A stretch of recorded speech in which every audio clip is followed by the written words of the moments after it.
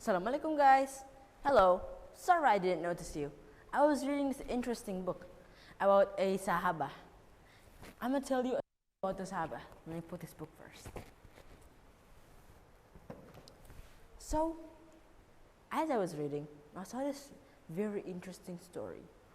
One of the Prophet's Sahaba was, after the death of the Prophet, they were having an expedition going outside. As they were walking, they saw a tent in the middle of the desert. As they were confused, and why was there a tent in the middle of the desert, they decided to check inside who was inside.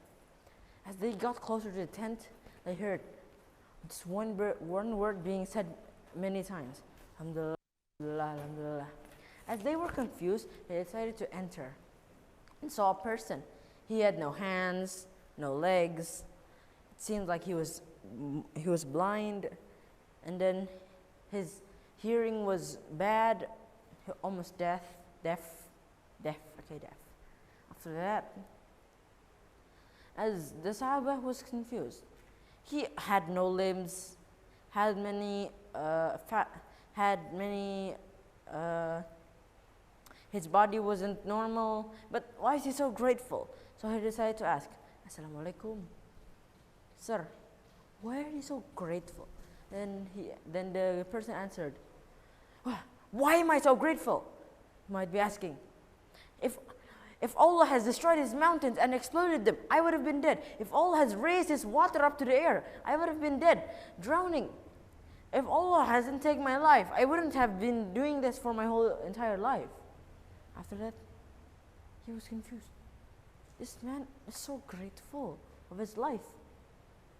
After that, he asked again, why are you so grateful? After he answered, I'm grateful because I have a son that always carries me to the mosque every day, every night, every time. I'm always grateful because I'm still living here. Why shouldn't I be grateful? Said the person that was in the tent. After that, the Sahaba that entered the camp asked, anyways, where is your son? He doesn't seem to be like he's in the camp. After that, the person answered, he's been gone for a few days. May I have a favor? After that, they said, yes, of course, since they saw that he needed help. After that, he said that his son has been gone for a few days. And then he gave the photo or the characteristics of the son to the group that were having an expedition. And after that, they decided to go finding for the child. They searched high and low, under rocks, inside caves. After 3 days of searching, they found a group of lions. They were confused. Lions, what are they doing? They seem to be eating on something. As they get closer, the lions seem to be eating a child. And that child had the exact same characteristics as the son of that person inside the tent. After that, they decided to go back to the tent. As they heard him praying to Allah. After that, they said, sir, Assalamualaikum, sir.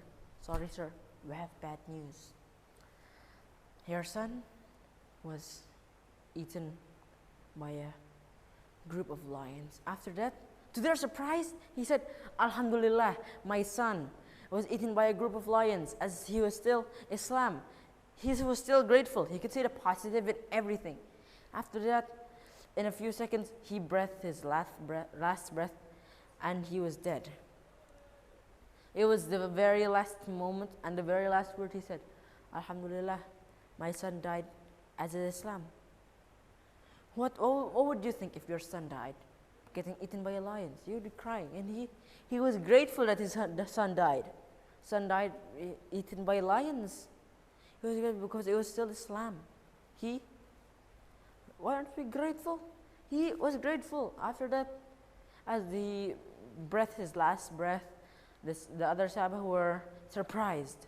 After that, they cleaned up his body, and then suddenly, from far away, another Sahaba looked like it was coming.